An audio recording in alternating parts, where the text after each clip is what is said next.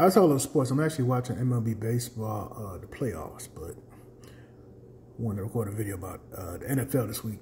All right, so what we learned this week is that you got to have a running game. The offseason, a lot of teams use all their powers to basically diminish the value of a lot of running backs. Nick Chubb, Saquon Barkley. A lot of teams like, we don't need a running back. We running back by committee. Anybody can run the ball. And now you see all those teams are struggling. Watching the Giants struggle without Saquon is actually pretty funny because they paid a lot of money to Daniel Jones and thought, well, we don't need Saquon Barkley. We can just get anybody to run the ball. And he makes, Daniel Jones actually makes the running game better. But NFL is, no matter what you do, the running game will always be the offense that can help the offense. No matter how much you can pass, you still have to have a running game. It's not the other way around. Daniel Jones cannot be fixed without a solid running game. If you have a quarterback that has no protection, doesn't have a great offensive line, and can't really read the blitzes, so you really want to have three things. You want to have a improved blocking plan. They don't have that. And clearly, that's not coming. So, you know, we always can block to the left, block to the right. They don't have that. So that ain't going to help. The other thing the Giants can do is they can get a tight end. So that's an outlet. Tight end. They don't have that. The other thing they have to do is have a running game. They obviously clearly don't care about the running game. They ran it with some guy that went nowhere. They tried to run it with Jones. That was all right, but he was running for his life the whole game. So watch teams struggle. Packers are also like that too. Watching teams that, you know, oh, we can just get anybody to run the ball.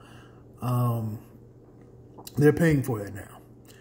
Watching the Browns without Nick Chubb is very embarrassing because I think Nick Chubb obviously was valued by the Browns.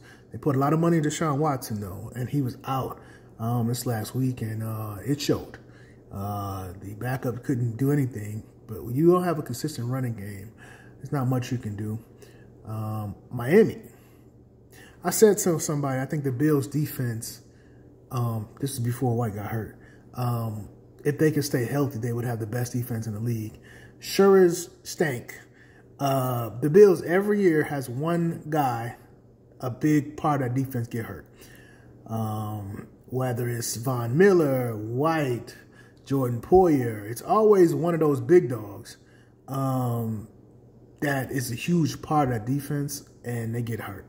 Now, the Bills' defense is playing better. They got more sacks, they got turnovers, but he's a cornerback that was locking Hill up. He was locking those guys up. Waddle, I mean, you can't just, there's only a few of those guys in the league. It's not like you can just, the next man up can do that. No, the next man up could do that, he would be starting. So it's going to be interesting to see where the Bills go from here. I obviously think they'll be all right when it comes to obviously pressuring the quarterback, getting turnovers, but you really want to have basically to say, okay, I know this guy will not be able to get 100 yards tonight. They don't have that no more. So Kansas City struggled. It's interesting to see Kansas City struggle. Every year they start off slow. Mahomes has a couple of interesting games, a couple of picks, a couple of bad trips, or maybe get injured here and there. I think they'll be fine. I'm over the Kansas City Chiefs. I really want them to go. But, I mean, they're going to be here because they can score.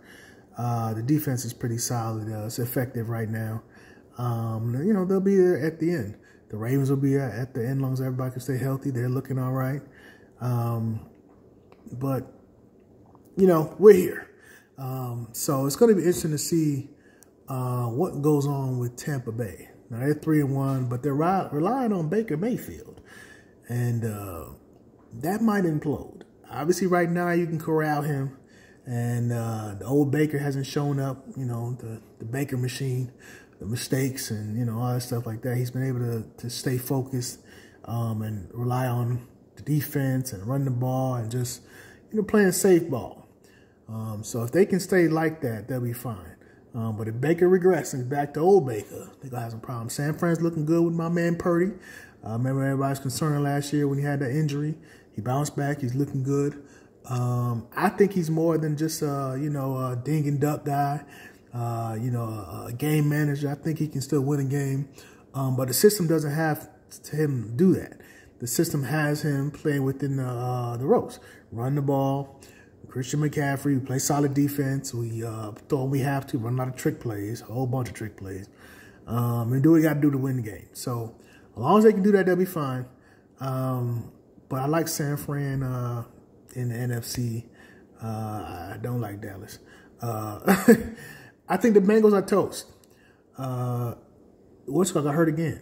The quarterback, Burrow. I think the Bengals peaked last year, and it's going to be hard for him to remain healthy now.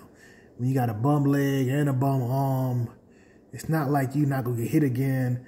And let's be honest, it's football. They know you got a bad leg, they're going to hit you there. You got a bad arm, they're going to hit you there. The big guys go roll on you and sit on your arm and try to, they're not going to be like, oh, you got a bad leg, let's not go for that. They're going to try to exploit that leg and just exploit that arm. So it's going to be interesting to see what he can do long term to stay healthy as they try to win games. It's going to be hard to win games when you're not healthy, because if they were like 2-2, he can probably miss a game or two and then split it, right? Be 3-3. But when you just got a first win and you're in the hole, you can't really take a break. So he gonna be in there struggling. So it's gonna be interesting to see what this week. I'm looking forward to seeing if the Bills can stay focused. I also want to know, I ain't gonna lie, I'm tired of these London games, these 9:30 games. The NFL, they're trying to market all this. Let's have sports internationally, which is cool. But who wants to watch 9:30 games, 1 o'clock games, 4 o'clock games, 8 o'clock games, Monday night games, at 7 o'clock, 8 o'clock? It's beginning to get too much. Obviously, the NFL is the biggest sport out there. But I think eventually people will be oversaturated to have football on Sundays, Mondays, Thursdays, eventually Saturdays later in the season. There are games scheduled for Saturday. So you're going to have football 4 days of the week, Sunday, Monday, Thursday, Saturday. Where we going with this? Obviously, years ago, we didn't think we'd have all these games and all these different days.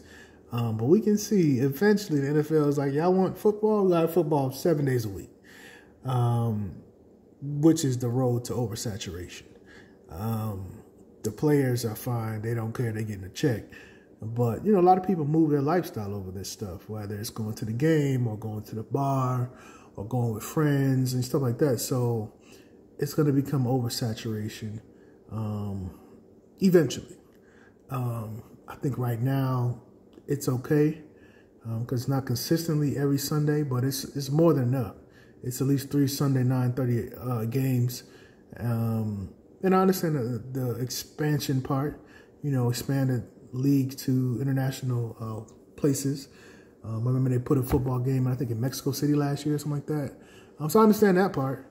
But I do believe it's going to eventually lead to oversaturation of the NFL. And then, we don't have a lot of competition now, but you never know what the future holds. Obviously, soccer is becoming bigger and bigger in the United States as people look at alternatives to the violent sports, UFC, boxing, NFL, football, stuff like that. Look for other things for their children to do, other things for their family to do, but not as violent.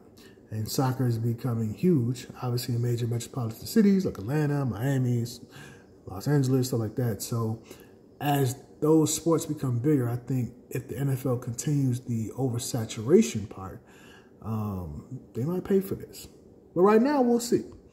But I do believe they're going to move over to oversaturation, and it won't be good. I do believe the Cowboys will lose to the Niners this week.